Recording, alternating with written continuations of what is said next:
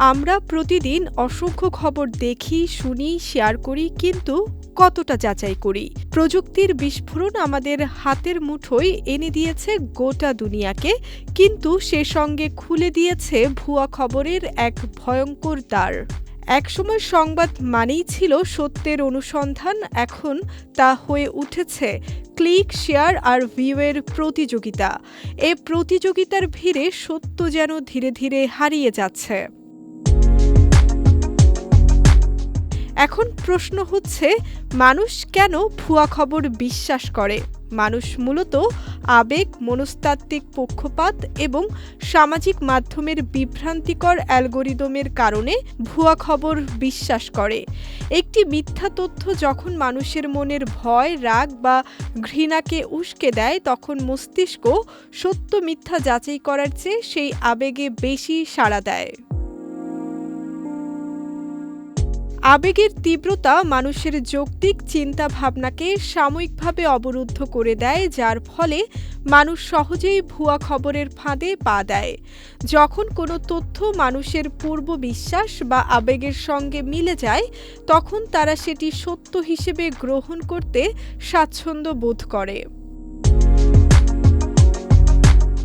কোনো খবর যখন ব্যক্তির নিজস্ব রাজনৈতিক, সামাজিক বা ব্যক্তিগত বিশ্বাসের সঙ্গে মিলে যায়, তখন তিনি সেটি সত্য কিনা তা যাচাই না করেই বিশ্বাস করতে শুরু করেন।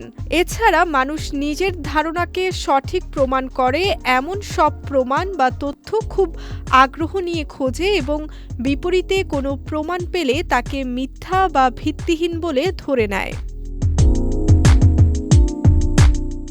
ইকো চেম্বার হলো এমন একটি পরিবেশ বা পরিস্থিতি যেখানে মানুষ কেবল নিজের বিশ্বাসের সঙ্গে মিলে এমন তথ্য বা মতামতের সংস্পর্শে আসে।